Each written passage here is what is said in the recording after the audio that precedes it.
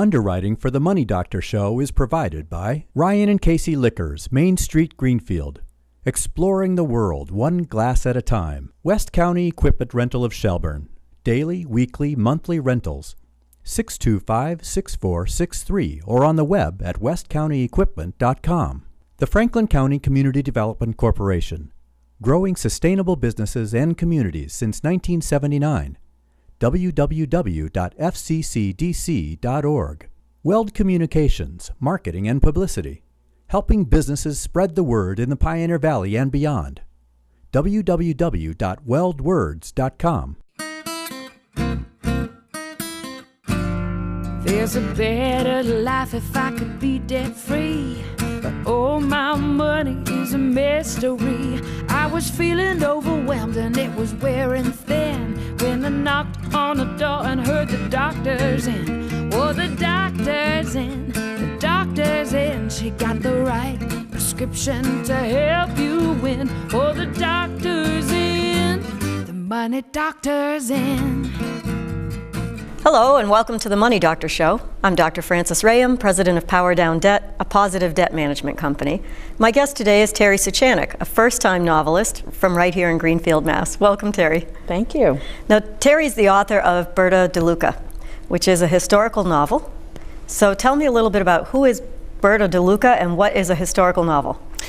Well, it's historical fiction, which means that the story takes place in history, and the details are accurate. The landmarks, the events, all that is historically accurate, except plugged into that are fictitious characters who Sure. go through this time in history. So although I say historical novel, this is really, it feels like a fiction. historical novel, but it reads like fiction. It is fiction. Which is kind of cool. Yeah. Okay, so Berta De Luca. How do you come up with the name Berta De Luca, and who is she?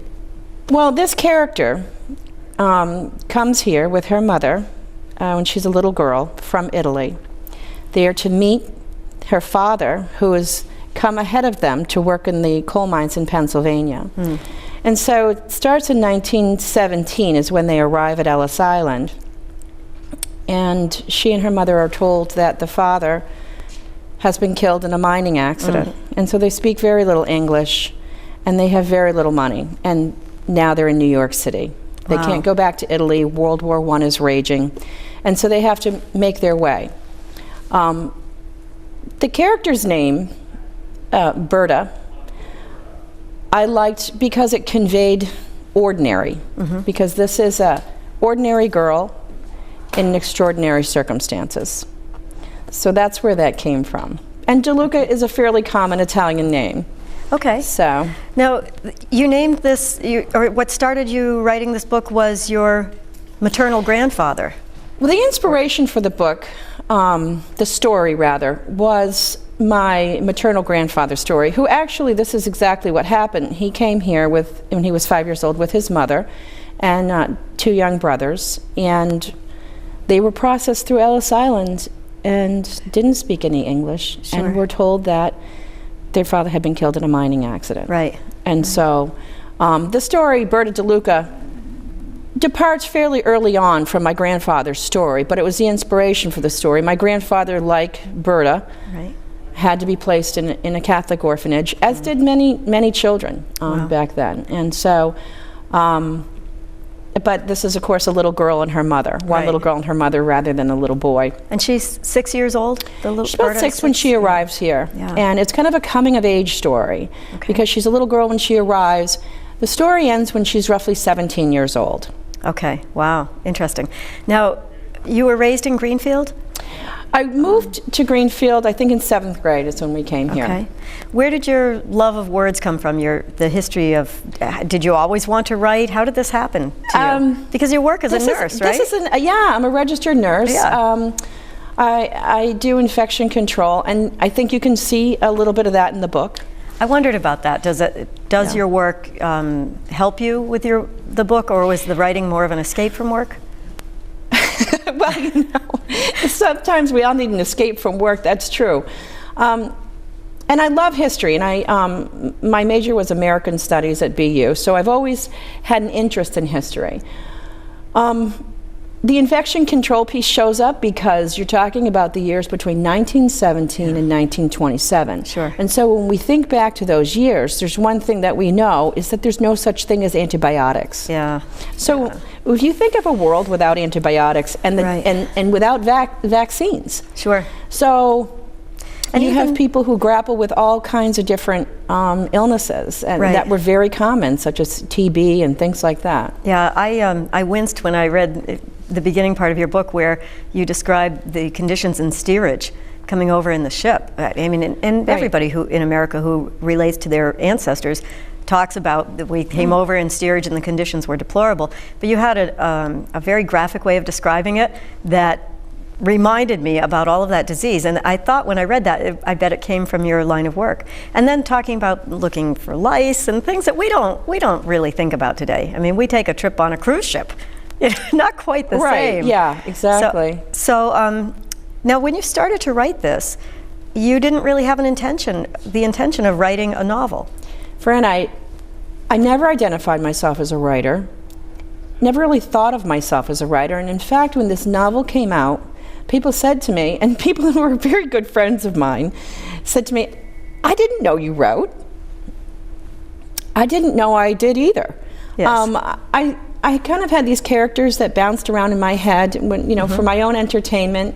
I would think about their lives and their stories, and I thought about, naturally my grandfather's story and just other stories. And so I just felt like I wanted to give life to these characters for my own entertainment purely. Yes. And so I sat down at the laptop and I started writing, and it almost started taking on a life of its own, so to speak.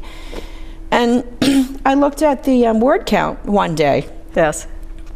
And it was, 45,000 words. And I thought, that's a lot of words. And I actually had to Google how many words are in a novel. Like how many words is your average novel? And I thought, well, this is actually at 45,000 words could be considered a novel. Of course, it ended up being 90,000 words, which is, your length, the typical length of a commercial novel.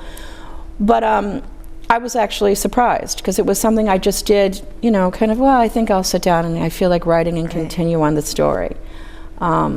So it wasn't anything that I really planned. I didn't sit down and say to myself, well, I think I'll write a novel.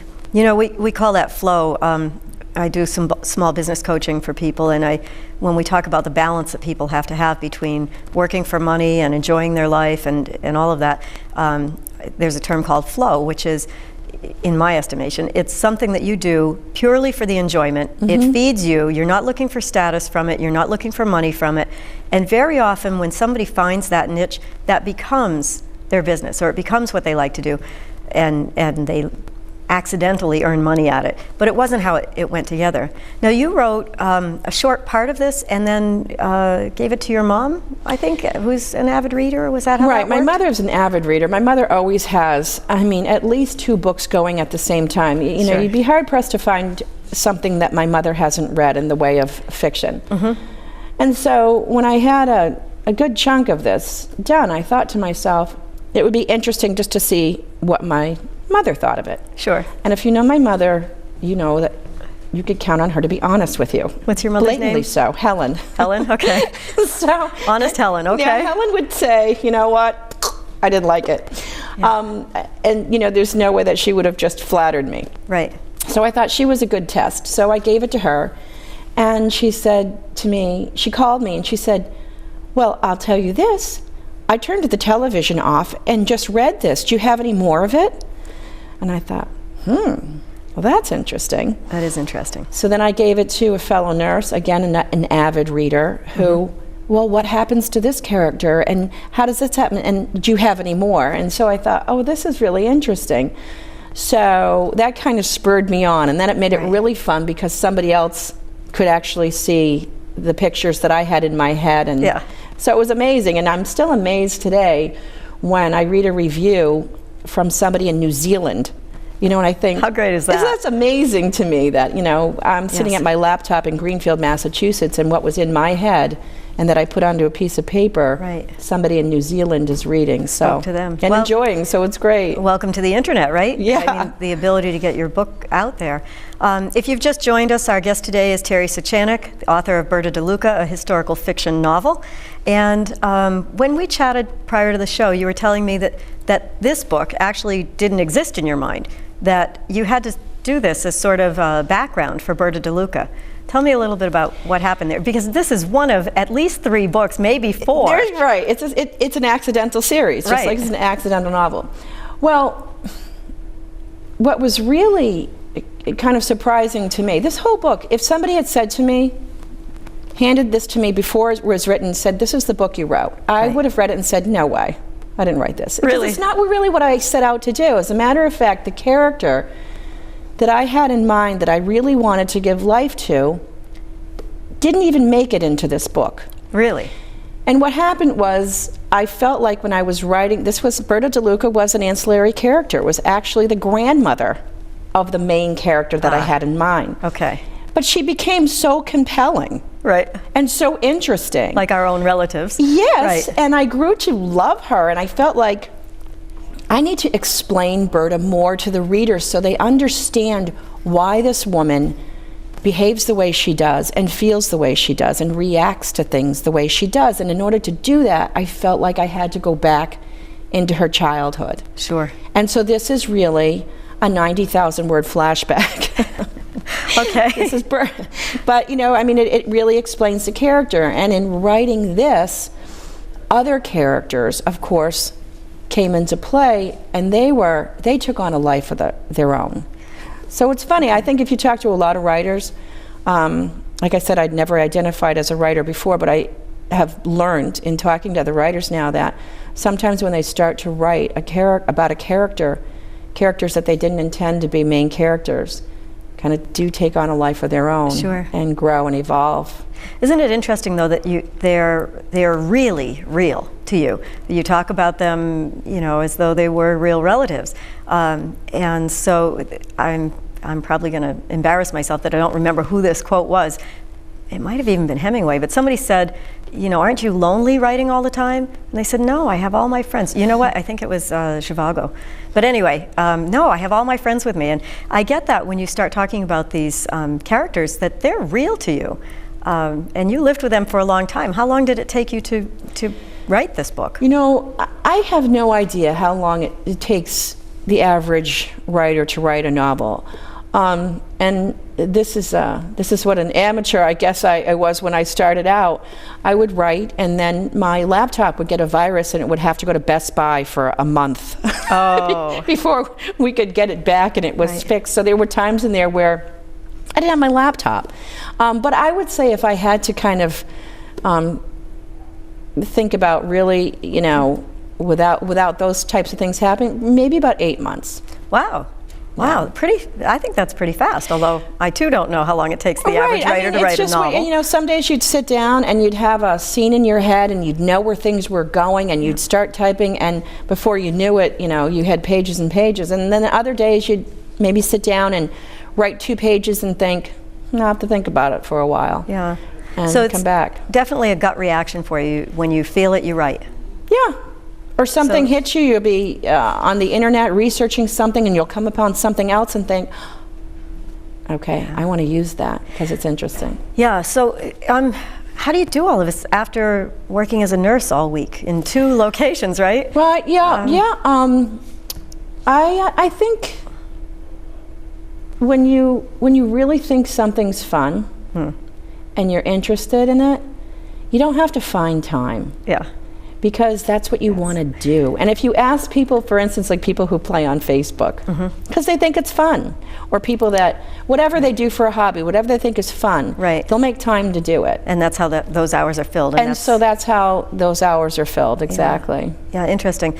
You mentioned Facebook, and I want to talk more in the second half about self-publishing and promoting your book and how all of that works for you, because if you're a first-time writer, you're also a first-time promoter of your own book. Right, yeah. Pretty lofty goal, I think, to have written a novel as your first book and then be promoting it. And I'm hoping that you'll give us a little detail on these other books that still live in your laptop. But for now, tell me about your process. You mentioned your laptop. Did you ever try to write on paper? Do you use audio notes? Does it work in your mind when you're sleeping? I think... what makes you tick? Well, I'll tell you, one of the things that I used to do, now, and I don't know if other people do this or I'm just a freak. I doubt that greatly, but okay. When I lay down at night, yep. I usually tell myself stories. I pull things from my imagination and tell myself stories in my head and make up characters in my head to entertain myself. You would. I watch movies in my head like that. Right. I do. And I think everyone at some point in time kind of creates things in their mind, scenarios, things, maybe they're things that you wished would happen. Maybe they're things that you're afraid might happen. Right. Any number of things, but we all have imaginations. And some people's imaginations are a little bit wilder than other people's imaginations. So that's where these kind of characters came about. And then, of course, I think all writers pull things from every image they see, every experience they have. They pull things and incorporate it into the imagination. And so that's kind of where it started, bouncing around in my head with this character. I told you has not made it into this book, because that's how it ended up being a series. But I think it's just kind of wanting to give life to the crazy machinations of the mind, so to speak, Well, and you have an ability to translate that into word. Lots of people have great imaginations, but they can't put it down in a way that it speaks to someone else. And when I began reading your book, I was thrown right back into 1917. I mean, I could almost smell the ship. That's great to hear. It was pretty neat. We're going to take a break in a moment, but before we do, I have one question that is rolling around in my head, and it's, did you have a favorite teacher in school that got you inspired to read? What made you start reading? Because you don't write without being an avid reader. Does anything come to mind? Your mom, anybody? The truth is that I absolutely hated writing. And there was nothing that would ruin my weekend faster than a professor telling me that I had to do a 3-page paper on the nature of play or whatever thing that they came up with, because I hated it. Okay. Interesting. But I think that I've always loved to read anything that's got to do with history. I just absolutely love it. And so, just for my own enjoyment, I read things that have to do with history. And I love American history, and so that's probably why I went to American Studies at BU, but I love American history. And so that made it all the more fun, because I really, really wanted to be very accurate. And when I was writing, I thought I want it to be so where somebody could actually go back in time and walk down that street and see whatever it is, that hotel, that museum, and have it be really accurate. And that just meant a lot to me, the details. Wow. So that's really was one of the goals I had, is I wanted it to be as if you could go back in time and go to the places that these characters went to. If these are real people. I mean, it's almost like a true book about people whose names were changed to protect the innocent. Exactly. It's all actually, many of the characters here, the ones that are even just on the periphery, existed in real life. Sure. And it's pretty much just the main characters that are, a creation of my crazy mind. Well, when we come back, I want to talk to you more about the research that is involved in doing this, and is that a labor of love and all of that, and maybe get a little insight into those other books that are living in your laptop at the moment. So when we're back, my guest today is Terry Suchanek, author of Berta De Luca. We'll be back in a moment.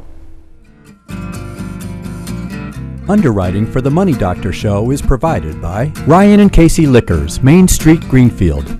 Exploring the world, one glass at a time. West County Equipment Rental of Shelburne. Daily, weekly, monthly rentals. 625-6463 or on the web at westcountyequipment.com. The Franklin County Community Development Corporation.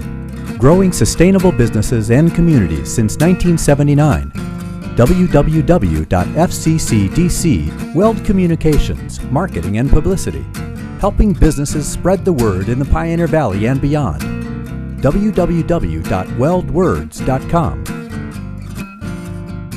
Welcome back to the Money Doctor Show. I'm Frances Rayam, the Money Doctor. I'm talking today with Terry Suchanek, the author of the book I'm holding, which happens to be Berta De Luca, a historical fiction novel. So welcome back, Terry. Thank you. The cover looks great on this book, but I know that you're a self-publisher. So tell me about that. What's that self-publishing pros and cons? Well, how did the cover come to be? Self-publishing is basically a way to get your book out without having to go through the pains of and the time-consuming process of getting a literary agent. Because typically what people need to do when they want to get their book published is they send their manuscript, or actually what they call a query letter, Right. to a literary agent. And then that literary agent then sells the book to a publishing house, one of the bigger ones, usually Random House, Simon & Schuster type of thing. The problem, of course, with that is it's extraordinarily time-consuming. And Sure. many times, people's manuscripts wind up in, regardless of how good they might be, Right. wind up in a slush pile. Yeah. Or their query letter doesn't... Or the circular file. the circular file, or their Right. query letter doesn't grab the attention of the literary agent, despite how good the book might be. Right. So, and I didn't really want to spend all that time doing that, and I just wanted it out there. Right. I wanted to share. Right. So I went the self-publishing route. Okay. Really popular these days. Very easy way to publish a book. I mean, there's a lot of work involved in it, but it's quite effective. It is, and I think what you're paying for with a lot of the self-publishing companies is convenience. If you don't want to take the time to try to find somebody to create a website for you, Right. or you don't feel comfortable designing your cover, or just the nitty-gritty part of it, it's easy to pay somebody to do all that for you. Right. Which is what I did. So they give you kind of a package. They give you a There are website, different they make the book packages. look good, they produce a hard copy book and maybe an ebook, which I know you have as well. Right. So I know we can find your book at World Eye Bookstore locally, and Barnes & Noble and Hadley, and then you're all over the web with it as well, right? Yeah, it's on the internet. If you put in my name, Terry Suchanek or Berta De Luca, it'll come up. You can order it on Amazon.com, Barnes & Noble. Of course, it's available on the Nook and the Kindle. Of course. Of You wouldn't have said that 5 years ago or 10 years ago, Right. but now I mean, it's a whole it's a whole different world. Right. There's social media too, which is a wonderful thing for Right. people that are self-published, because it just facilitates word of mouth, so to speak. So Right. if somebody reads the book and they go on their Facebook and they've got 500 friends and they say, just read this great book, Berta Yes. De Luca, I loved it. Well, that might pique the interest of some of their friends, people that Right. you would never have access to. Very powerful. So a it's referral like amazing. that is very powerful. Right, Sure. and then you can go online and read reviews. Right. And I am absolutely beyond thrilled, and this is beyond my wildest dreams, Oh, that yay. I would be reading these incredible reviews, Isn't that 5-star nice? reviews, and what I hear most is that people say, I read the whole book in 2 days. I couldn't put it down, which is a thrill for me, because Oh, how exciting. the biggest compliment you could have as a That's the writer. biggest compliment. And that's what I probably hear most, is that people devoured the book in 2 days and that they want to know where book 2 is. Yes. So that just feels so good, and I feel like, somebody got their money's worth, that it entertained them. Right. And, people have said, I kind of felt smarter when I finished it, that I knew a bit more about that time in history.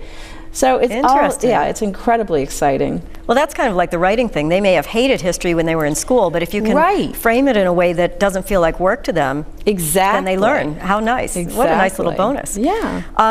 So tell me about the picture on the cover, the fountain that's on the cover here. Very beautiful. Even though I said that pretty. one of the know if you can things see that that. self-publishers will do is they will design your book cover. I was kind of picky, and before I even submitted it to the publisher, I knew what I wanted for the cover. So I designed my own cover.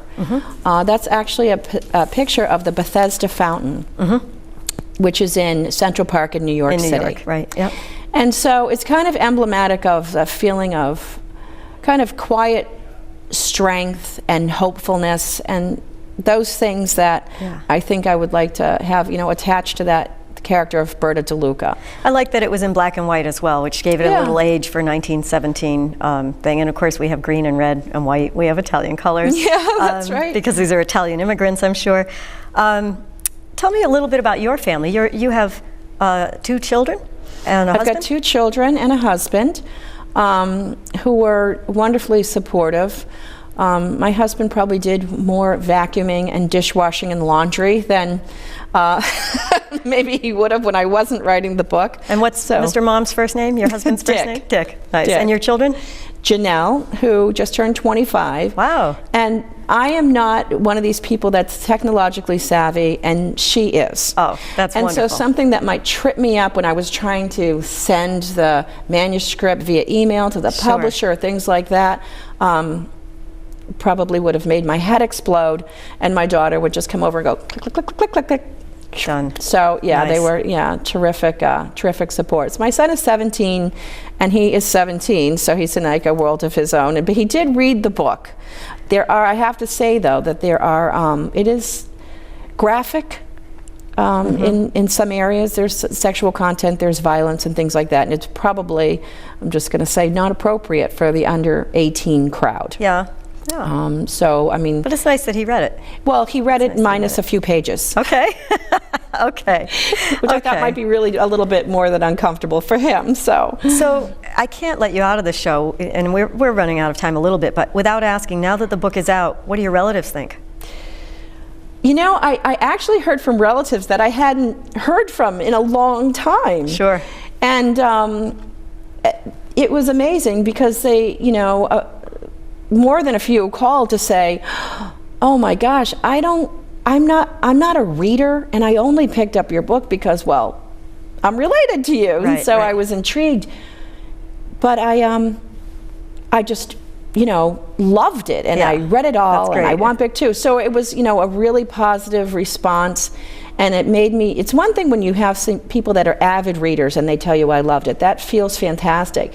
But when somebody says to you, I'm not really a reader. Right. I'm not really, Right. but I couldn't put your book down. Interesting. I can't even tell you how good that feels, and it's really so much fun. We were talking during the break a little bit about your process and how things just flowed for you, and the words just came from your mind to your laptop. And our executive producer, Chris Collins, who's also a writer, was saying that, when he writes a column, it might take a very short period of time to actually put it down because he's been processing that for days in his head. Right. You had to do some research, I'm guessing, about this.